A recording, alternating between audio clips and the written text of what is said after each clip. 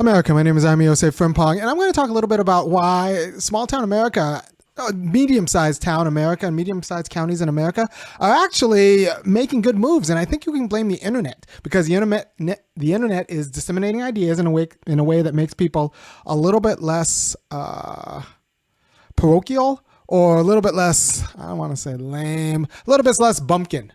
The rubes, the very wealthy rubes that used to run over small town America and town America and out of city America.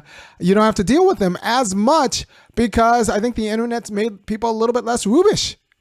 Like now, cultural institutions are the product of judgment, not necessarily the product of inertia, just because we've always done it that way. Now, like people actually have access to books and learning, right? So I used to be a kind of a snob with respect to which kinds of American towns and cities I would live in. I would want bookstores and I would want people who are comfortable with books. But now Amazon allows everybody to have access to books. So I don't need a bookstore if I want to get a book. I can just go on Amazon. And like I said, it's disseminated ideas, so people are less parochial. It used to be that, since I grew up in California, other places in the United States that weren't New York or some of the other coastal cities might have been a little bit behind, as it were, California. And I didn't want to deal with the backwardsness. But now that's not necessarily the case because the internet has created a kind of monoculture so that there is cultural diversity in the United States. But like I said, it's a product of judgment, not evolution, or it's a product of people deciding this is the kind of culture we want to be. This is our values. These are our values. These are not our values, as opposed to just kind of ignorance. So the cultural diversity is a matter of judgment, not necessarily ignorance. And this isn't in all towns in America. This is just a way out.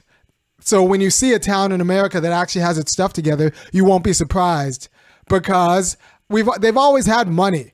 There's always been independent contractor money or construction contractor money, but those people were always wealthy but rubes, wealthy and uncultured. Now they're a little bit more cultured and they still have money, so they're like building public works. So you're getting theater houses and youth orchestras, and we've gotten good at construction, so high schools actually look nice. So here's my advice: if you're going to move to a town in America, a small town in America, or a mid-sized town in America, live next to a school because it's always going to. And you're going to move there because it's cheaper.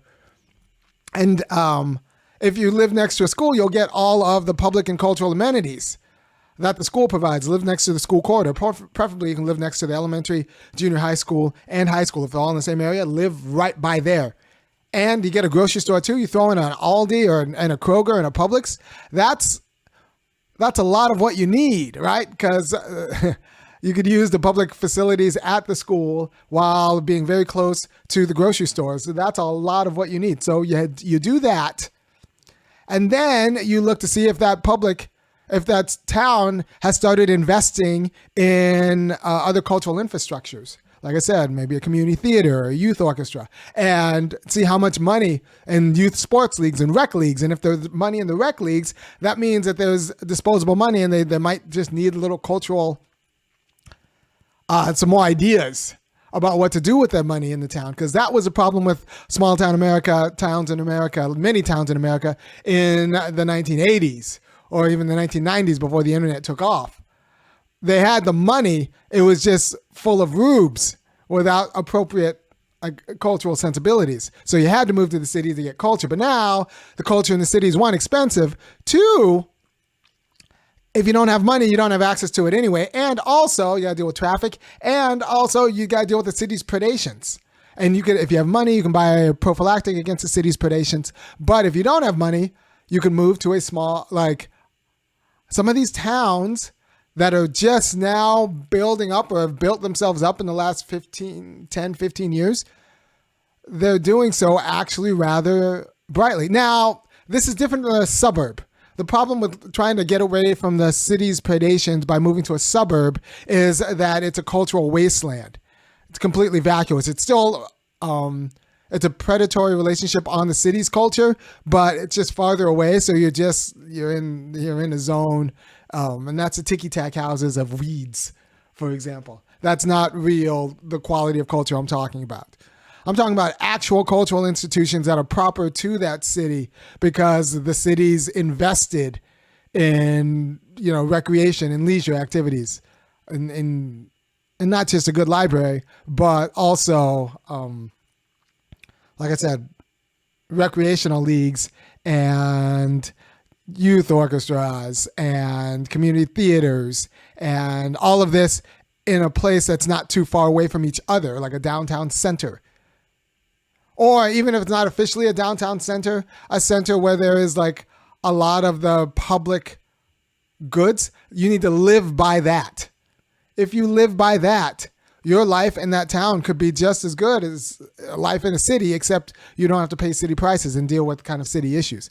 Now, I am not one of those guys who goes say, you should move to unincorporated blank, blank, and blank. There's like these towns that aren't really towns, that are so rural, they haven't really actually gotten their act together to get the culture, to buy the nice high school, to buy the nice cultural infrastructure, to buy all of those things. That's just not a great place to raise kids still. But there are some towns, some counties who are investing in their public infrastructure because like they're not, all the money in the town is not just rube money. It's actual people with, who are interested. They just wouldn't have known a generation ago. And now they actually are interested.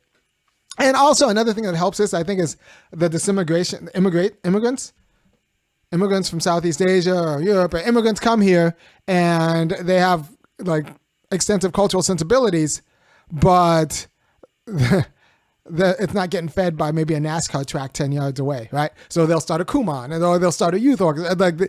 Like immigrants, between immigrants and the internet, some of these counties are getting the memo that they could actually spend money building public structures and it'd be better for everyone involved. And I appreciate that. And I think it solves a problem for America. The problem is none of these towns vote blue. So, they're going to say, well, they're full of racists. Yeah, but, they'll have public goods that work. Before they wouldn't have public goods at all. Now they have public goods that work. And I appreciate that. And I'm just going to shout out to say that my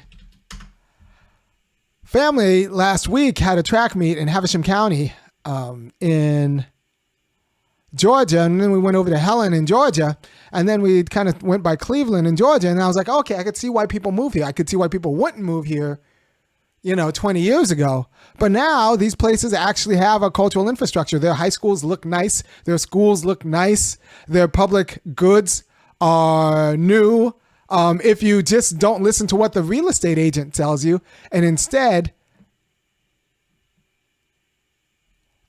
you should, and instead make your own judgments and live next to the grocery store, the schools, and all of that, then you could actually like have a pretty nice quality of life because they're getting investment in like a nice pool structure, like Aqua Center. They're starting to invest in these kinds of things because the people who live there aren't rubes anymore. Their grandparents may have been rubes, but they aren't rubes anymore. And Yeah. So there is a way in which small town America is becoming someplace you wouldn't mind living. You don't have to go to a city. You should still avoid the suburbs insofar as they're parasitic on the city, but while still being far away from the city and having nothing internally to themselves. So you're driving, and I don't like driving, especially don't like driving in traffic, but I don't like driving in general. But some of these small towns are like actually creating centers in themselves that are sufficient. Not just pretend centers, but that are actually sufficient. You don't have to drive other places to get to, to get it to decent music lessons for your kids, to get to a good school, because your good school is local, to get to all the leagues that you want your kids to be in. And all of these things that you used to have to drive to, or you have to like go through an ordeal to get to. If you're in the city, you can get in a small town without the traffic and like within a mile. If you pick your town well, there are some gems of towns in here that haven't, like college towns are a big tell, right? But they're often expensive. There are other towns that are not even college towns. They've just over the last 15 years have realized the rich people in there have realized that it would be better off if they actually built up cultural institutions as opposed to McMansions.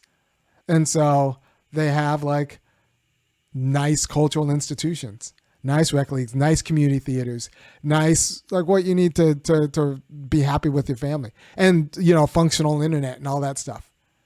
Right? So you just have to look and find it. Right? Now, these, like I said, they'll be Republican and they're not going and they're not becoming Republican, but you'll just have to deal with that, and you'll deal with it. You'll just deal with it because everything works, and, you know, it's nice.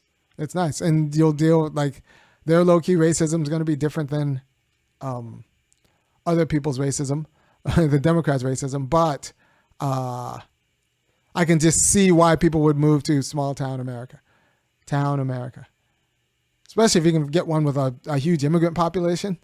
Yes, because that breaks up the whiteness. That's what you need, right? So I hope I made my case clear that what is different between 1988 small towns and towns now, some of them, I think COVID like kind of gave them a shot in the arm to build up, but they're starting to build up culturally. They're like, and we're pretty good at construction now, so the cultural institutions and the buildings are actually pretty good. Now, there are some towns with no cultural institutions. Stay away from them. But the ones that are building up their cultural institutions, they might be worth a second look. They might be worth a second look. And, yeah. Immigrants. Yeah, like there's some, so Southeast Asian immigrants don't necessarily like living in the cities. They'll be peopled in random towns in America. So, yeah, you could find towns with like immigrant populations and good cultural infrastructures.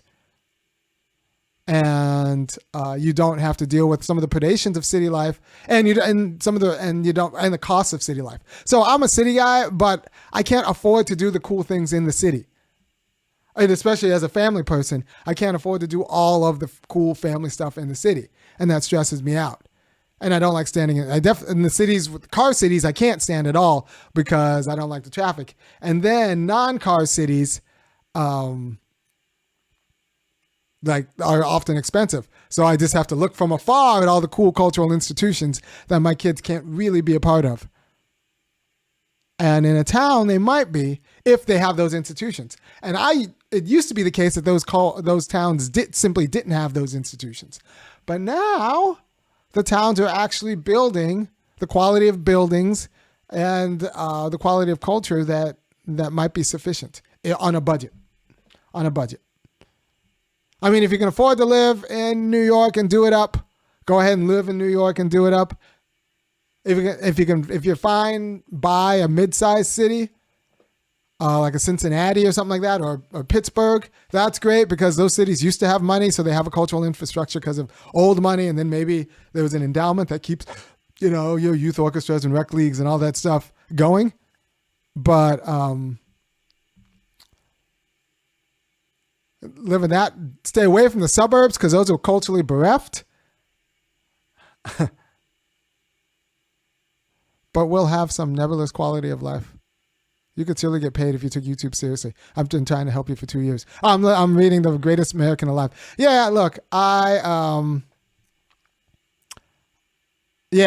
So I'm just saying, don't sleep on small town America. If there are towns that are serious about becoming cultural centers themselves, sufficient for their population, because some of the towns are doing it right, and you could do fine there. It's better than starving to death, stressed out in a city, because you can't afford to participate, and everything costs. So I think COVID might have helped, but mostly I think it's the internet. And the fact that with Amazon, you don't need all towns to have lots of bookstores to have access to books. But the internet just disseminated ideas such that people are less rubish. So instead of dealing with moneyed rubes, you're dealing with moneyed people who are less rubish. All right?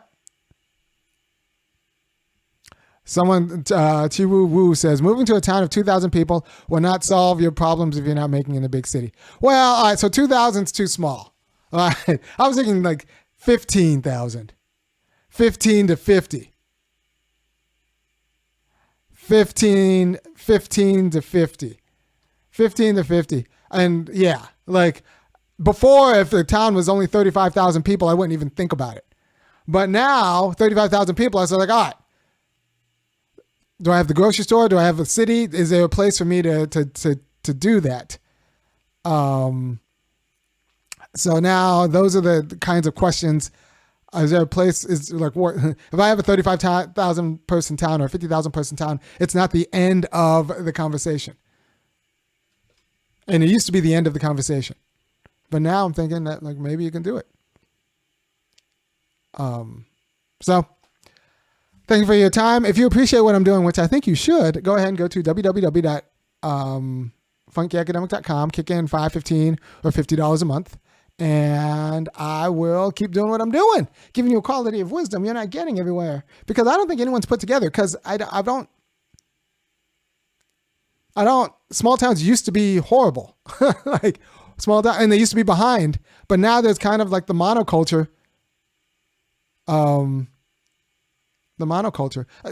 Especially if you make your money on a remote job, like, yeah, you don't have to live in a city, and you shouldn't live in a suburb, because that's the problem. Suburbs are still a problem. The small towns that are actually like serious about building their own culture and have the resources to do it, but they just never used to have like the will or the knowledge. Now they're starting to get the will of and the knowledge. Thanks, Javi. Says, I have one of the best shows on YouTube. I like to try to think I'm giving you a quality of wisdom you don't get everywhere.